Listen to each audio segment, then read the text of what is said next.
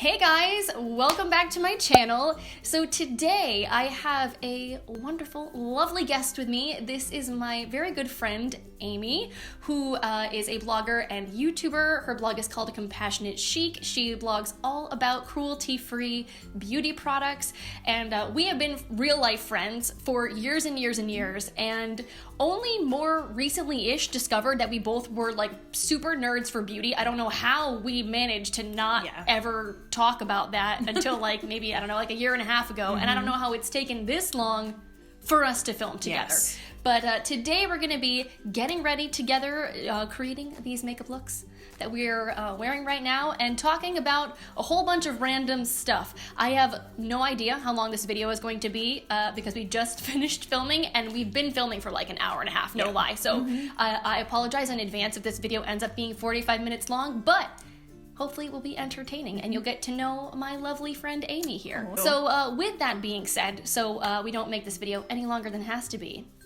let's get into how we made these looks. We have so much makeup here in front of us. So I don't much. even know what I'm doing. But everything we're going to be using today is cruelty-free. Yes, ma'am. Because Amy uses all cruelty-free products on her channel and on her blog. Is Good Molecules cruelty-free? You know, I don't know about that. I really don't know. They might be. I haven't ever tried anything from them, but I haven't looked into it yet. But I've heard really good things about this primer. What primer are you going to use? I'm using my Cover FX. This is the gripping primer. Oh. Have you ever tried this before? I have not tried that one before. It's really good. Have you tried the milk? What is that? Don't they have a hydro grip? Yes, I have that too. I have a mini-sized one, and I think it is phenomenal. Oh. So you only need a tiny bit amount with these. These are very, very good. This is supposed to give you a glass-like finish. That's what it says.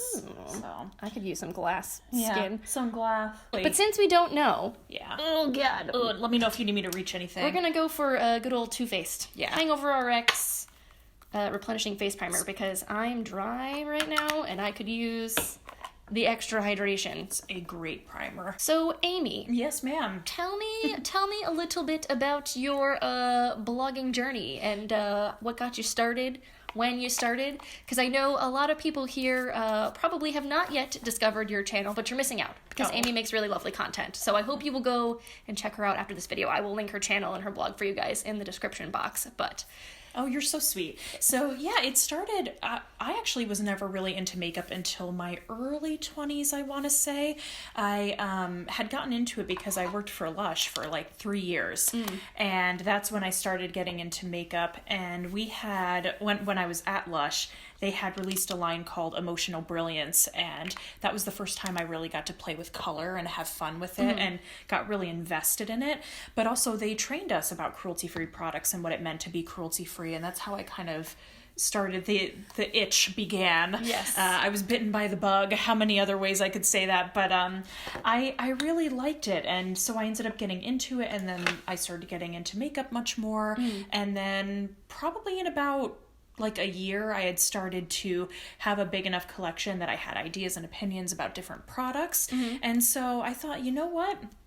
I am a makeup enthusiast and I just want to share my enthusiasm with the community, and whoever is along for the ride can join me. And yeah, so that's how it kind of started, and it's been a really, really fun process so far. So my site started off as a very simple one, and then I have Compassionate Chic is actually dropping, CompassionateChic.com is dropping next month. Ooh. So I have a logo and everything. Actually, you can see the logo if you go to my YouTube channel. That is my giant, I don't even know what you call it there, the bigger picture when you go your to the banner site. My banner. thing, yeah. Yep. very nice. Yeah. When did you start like this? Because I feel like well, I've been here for what feels like forever, so everything feels newer to me. That's like, I don't know, anything less than 5 years old, but right. I didn't start Compassionate Chic until 2015, I want to say, something around there.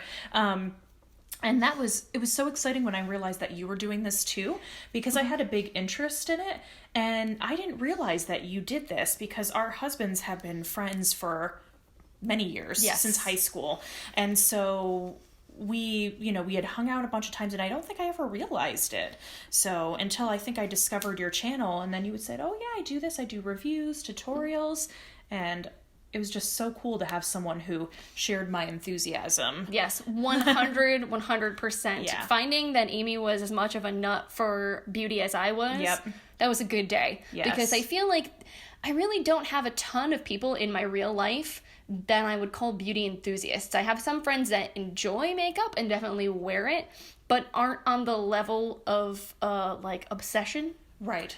That I am. Yeah. So that was really awesome to know that we both shared a secret love. Yeah. So what did you use on your face? Yes. So I use the Tarte Foundcealer, which I have been enjoying using more lately because in the summer this was a little too dewy for me, but I've been a lot more dry since it's cooled off. So this is nice because it kind of gives you a good satin finish, not too heavy coverage, and it has sunscreen. So that's good. This is a nice little everyday kind of thing to wear. And then I'm going to go in with my Too Faced multi-use sculpting concealer for my under eyes. Also very good. I had used the ColourPop Brow Boss in Ash Brown and the clear brow gel for my brows. I love that brow pencil. I use mine up. Okay. Has your spoolie, does your spoolie come off? No, not yet. Okay, because mine kept, I think I got a defective one then. I'm glad it's not doing it to you because I was afraid that like all of them did it. But when I went to pull the cap off that pencil, the whole spoolie comes off. The whole thing comes right out of the packaging and then you have to stick it back in. So that's a little annoying. But for, what is it, like $6 or $5.50 or something like that? It's really reasonable. Such a good brow pencil it really for how affordable it is. So I need a powder. And all of them are over there. What would you, do you want me to just hand you the... Let's see. Find me one in there that's cruelty-free. Ooh. Well, there's a bunch in here that I think are cruelty-free. I've never tried Pretty Vulgar, but I think they're cruelty-free. Sweet, yeah, this one's nice. All right. Yeah. Try something different, something that's not Tarte and Too Faced. I have a lot of Tarte and Too Faced, but this is not going to be an exclusive Tarte and Too Faced video. They have a lot of good products, though. They do. For my eyebrows, I'm going to go into my Aether Beauty. This is my Rose Quartz Crystal Gemstone palette. Ooh. I don't know if you've ever tried anything. I have not tried anything from that brand before. Super cool. They're really cool. If you can see, there's no mirror in here, and the reason why is because this is completely recyclable, which is really awesome. So this is created, the woman who created it worked for Sephora for many years, and then she decided she wanted to create like a completely clean, cruelty-free, vegan brand, and all her stuff is recyclable. It's just really, really cool, like female-owned indie brand, and their stuff is really, really good. Nice. Yeah. I always like a brand that has just like a good ethical like message behind them that, you know, is sustainable, that's female founded, that's empowering, that's trying to like make both a product that's good for you and good for the environment and good quality. Like, right. I can get behind that. Absolutely. So what would you say has been your like biggest challenge in being cruelty free? I think there are a couple. I think definitely the money definitely is not, how do I say this? There's not a lot of money to be had, I think, in the cruelty-free space, if that makes sense to you. And I think many other, like, if you consider influencers or people who do this for a living, I think there's a little bit more money to be had if you're open to all different kinds of brands. But I think also trying to, there might be like a perfectionist idea around being cruelty free, and there might be a fear of maybe I'm not cruelty free enough, or if you accidentally use a brand that you thought was cruelty free and is not, and people call you out for it. But so those are probably like the two biggest things, or not knowing, like being on the fence, should I buy from this, should I not? But like we were discussing earlier, I don't think you have to be perfect. It's not about perfection. I think just having the awareness and supporting cruelty-free brands is, I think, helpful enough, and I think impactful enough too. Totally. Yeah. Do you watch Samantha Ravendal? I do. I love her. Her and Robbie DeChristie, they're two of my favorites.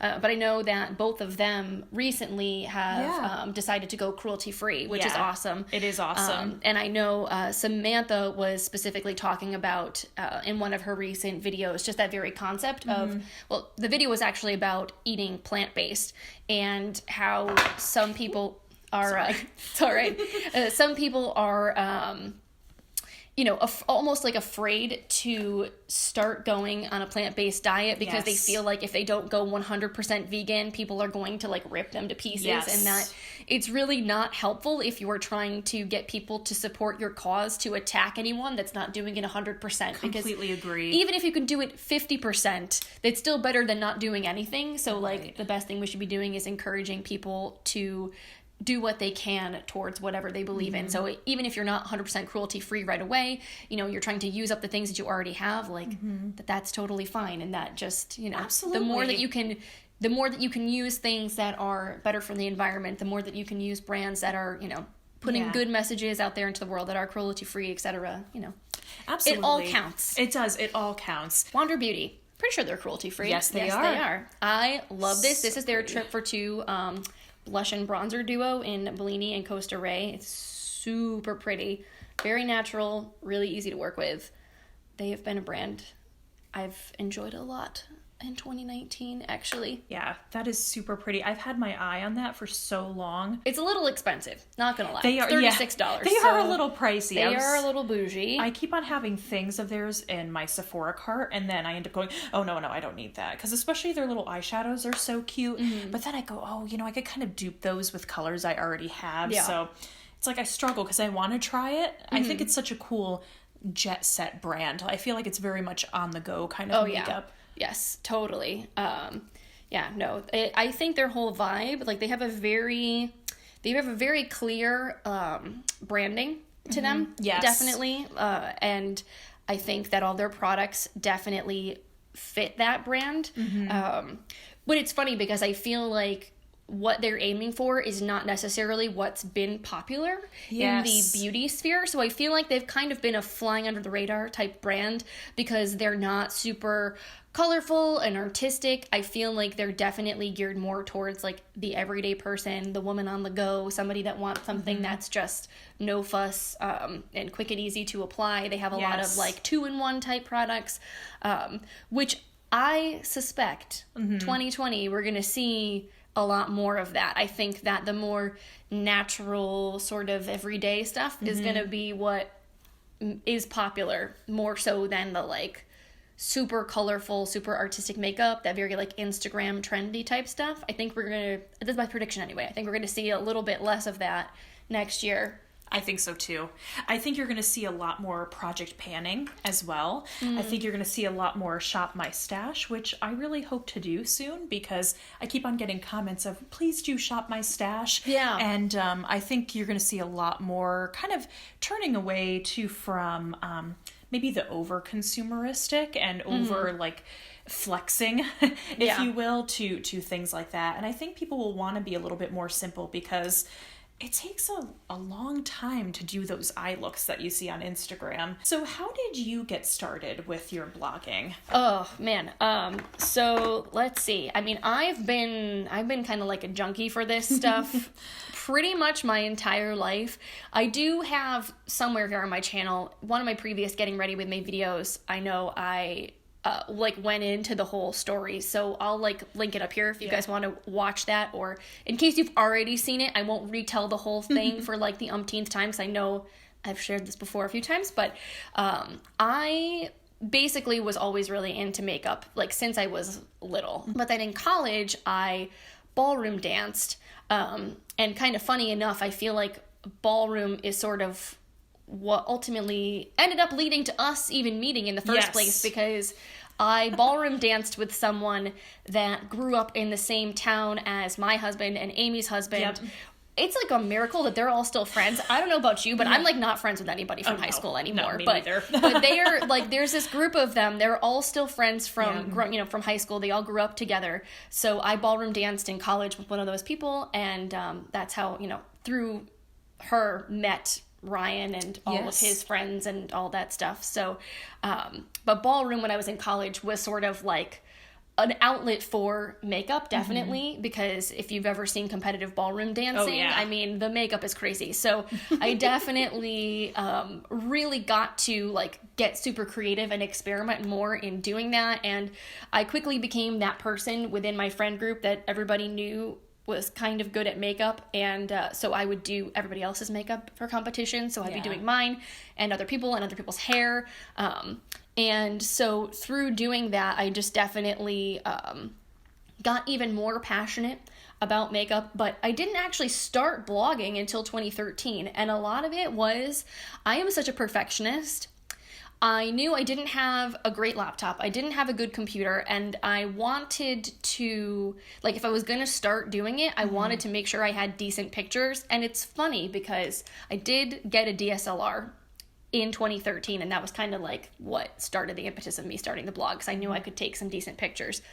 But if I look back, awful. Everything I did, I feel like for the first 3 years is so bad compared to what I do now.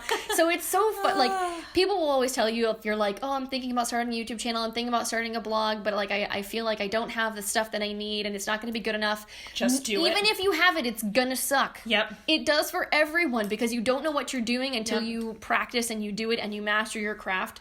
Editing and all these things, it takes time to learn how to do it. So even if you have the best equipment, even if you have the best lighting and all these things, your videos will never be as good when you start as they will be after you've been doing something for a while. I couldn't agree more. It's just so funny to me that it's man, if only I had started, doing this stuff in 2009 when I graduated college, where would I be now?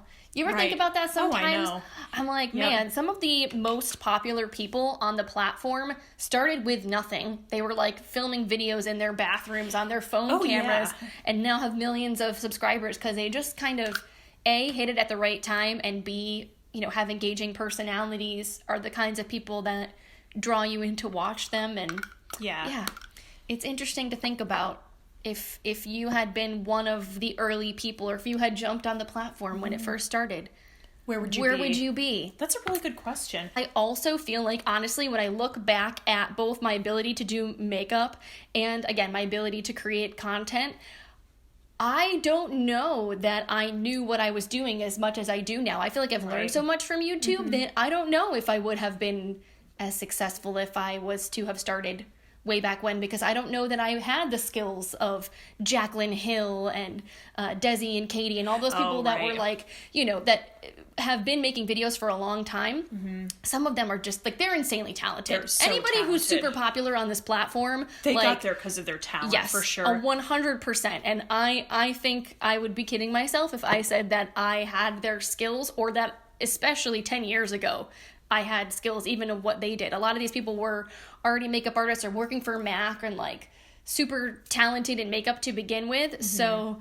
I don't know. I think that it could have made a difference, and maybe I would have learned more faster if I was more involved in the YouTube community back then. I feel like I was missing out. I don't know. I was super bookish in college. I was not watching YouTube. I was studying 24/7. So I really missed out, I feel on what was going on the internet circa 2008.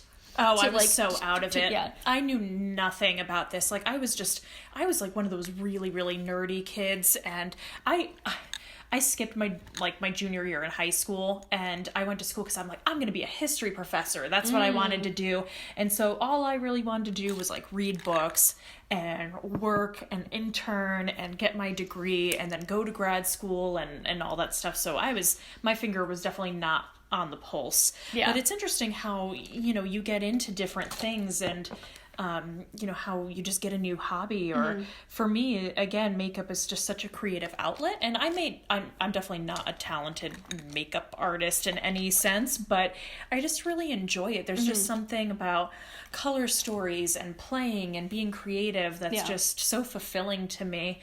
But yeah, I don't know if I would have ever made a really good earlier YouTube person too, because I would have just been talking about, I don't know, Gettysburg and oh man, and Harry Potter.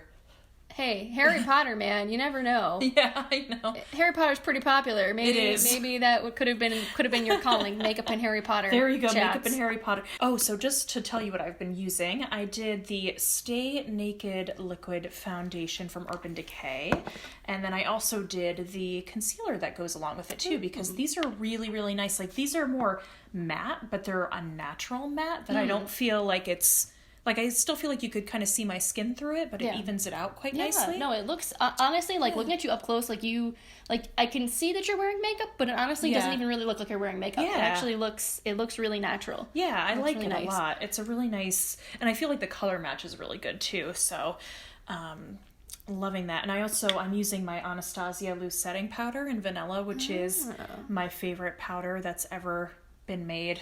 Ever. Fantastic. If you need a loose powder to try, I haven't tried that one. I'll give you a little bit to sample out. Oh, you're so good. Yeah, no, it's so good. You have to try it. Yes, 100% do. I'm actually using Urban Decay as well. I'm using the Brow Blade.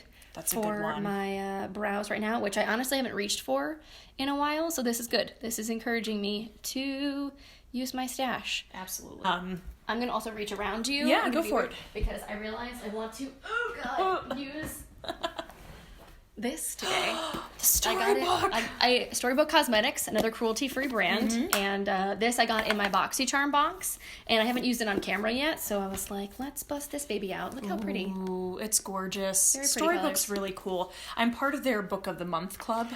I saw you do a little unboxing and it looked super cute. Yes. So I remember when they had first started, it was just like, it was like a little bit of a teaser, really, and they had Little Women, and it was just a prototype of what they were going to release. And I love Little Women. I'm named after Amy March.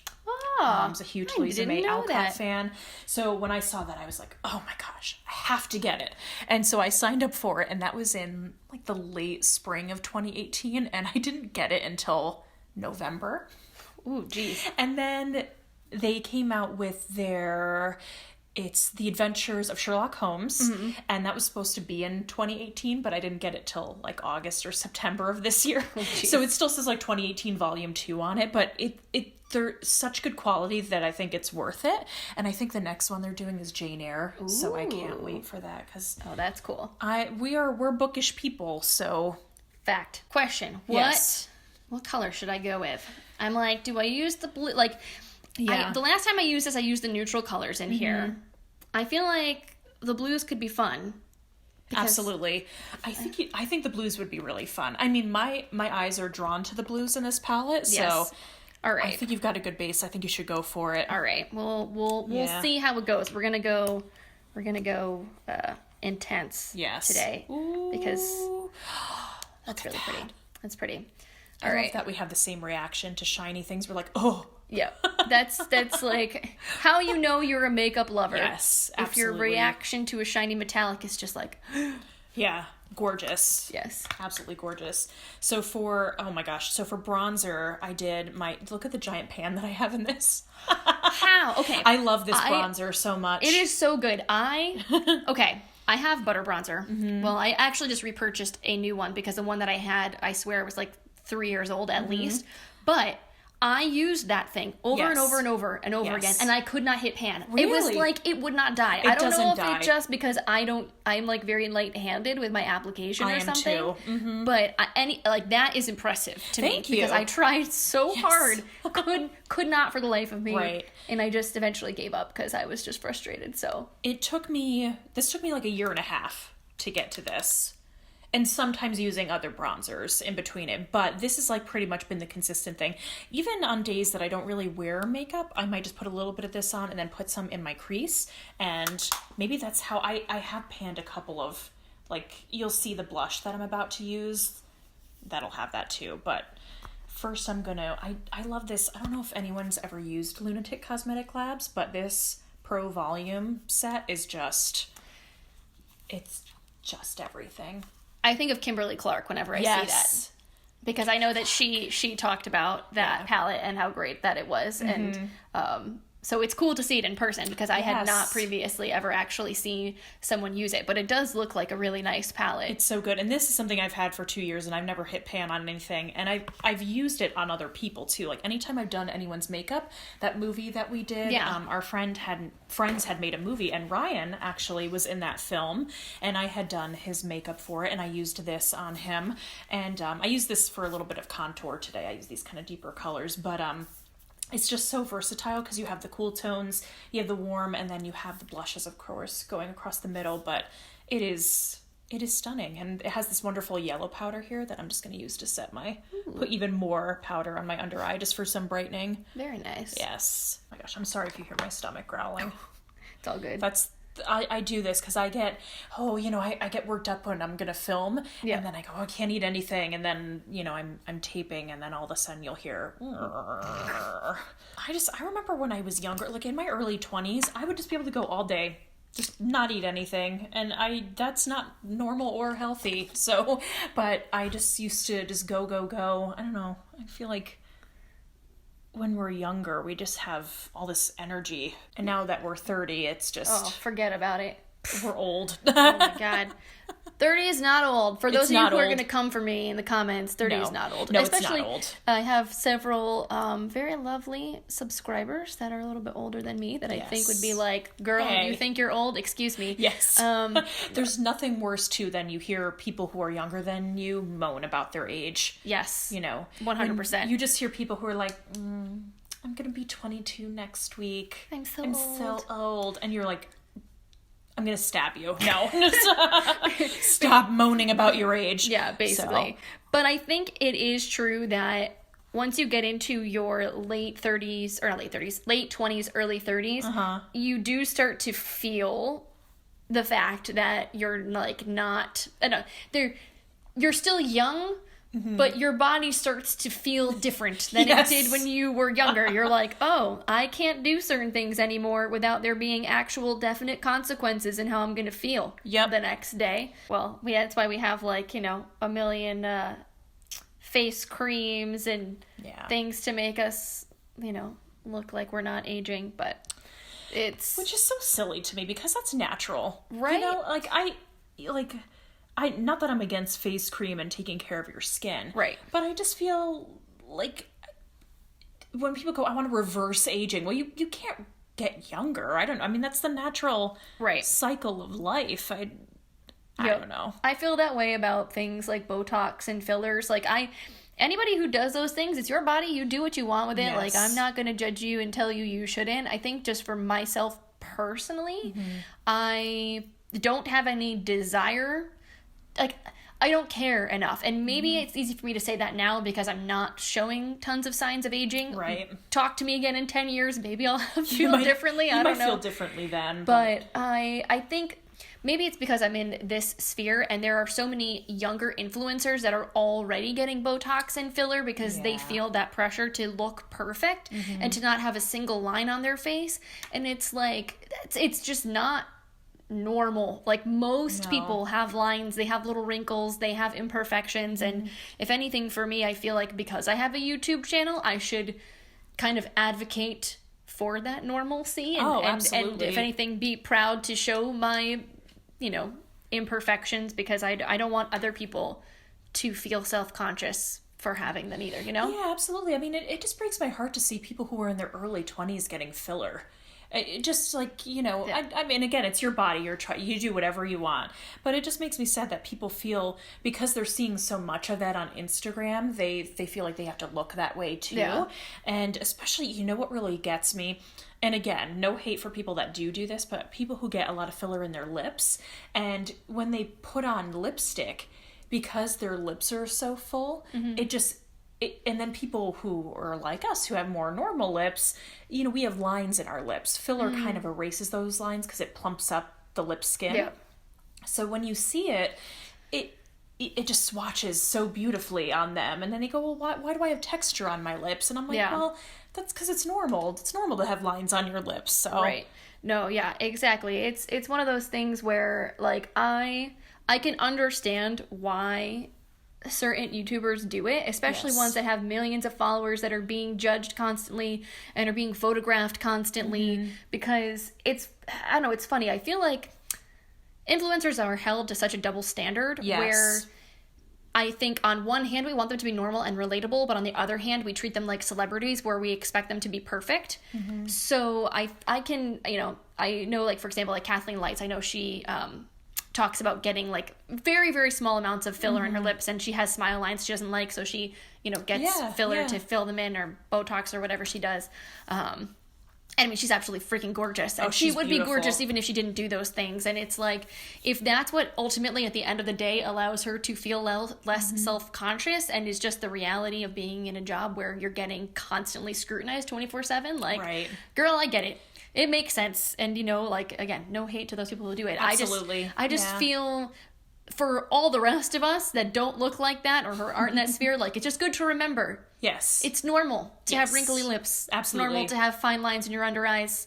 And most makeup, honestly, you know what I think it is? Is that when you see makeup, like you said with the lips, like when you see makeup on people that have perfect skin, it's going to look different than it does on a person with imperfections. Absolutely. So that's the only thing is if you're a reviewer of makeup and you have filler, you get Botox, you do these things, your ability to review that makeup and how it's going to look on imperfect skin is going to be different, you know, because your skin naturally has that little bit of leg up that might make a product work a little better for you or, you know, not enhance certain like issues with it. If it is something that's really drying and enhancing of texture, if you've got no texture, you might not notice. So for me, I sort of feel like keeping my imperfections lets me review products even more accurately to like how most average people will probably experience them. That's a really good point, and that's why you're the BFF in the beauty world. Oh, well, nice. But I know. These Pixie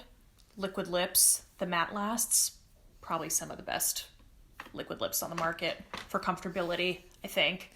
Wait till you try the one I just gave you. Oh, I can't wait. It's so good. Oh, I can't wait. I gave her the M Cosmetics little gift set that I got that I've been absolutely obsessed with. She hasn't tried it yet. No, I can't Come wait back to. to me. I will. Yes.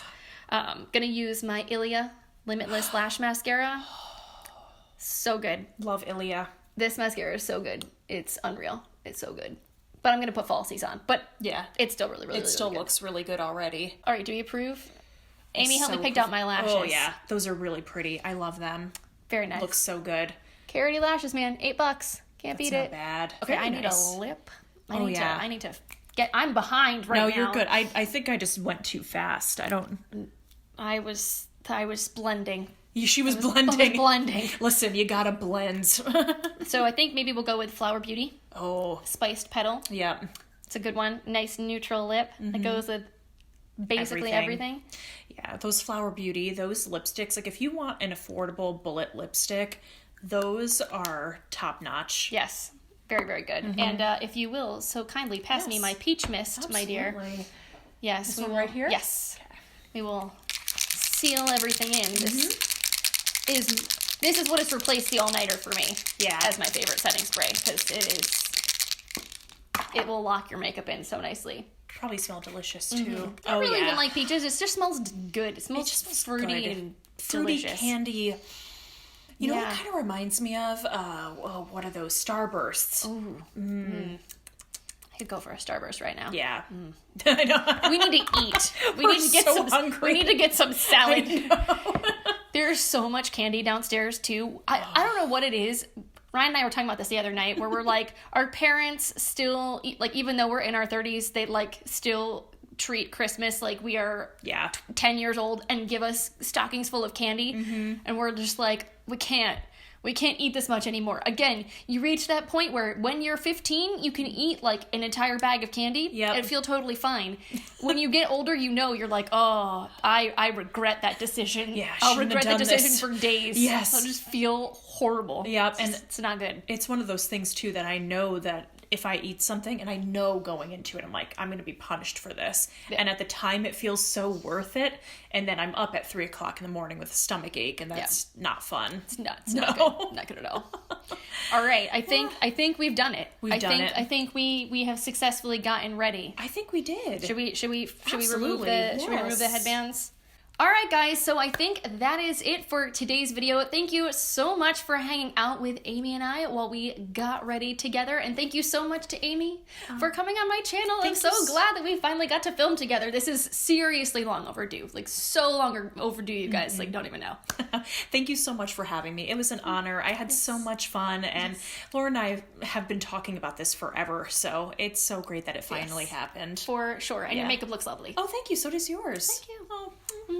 So now that we are lovely and done with our makeup, we're going to be filming a video for Amy's channel. So I will link that for you guys in the description box of this video so you guys can check it out. We're going to be talking about the 10 palettes we would keep if we could only keep 10 from our collection.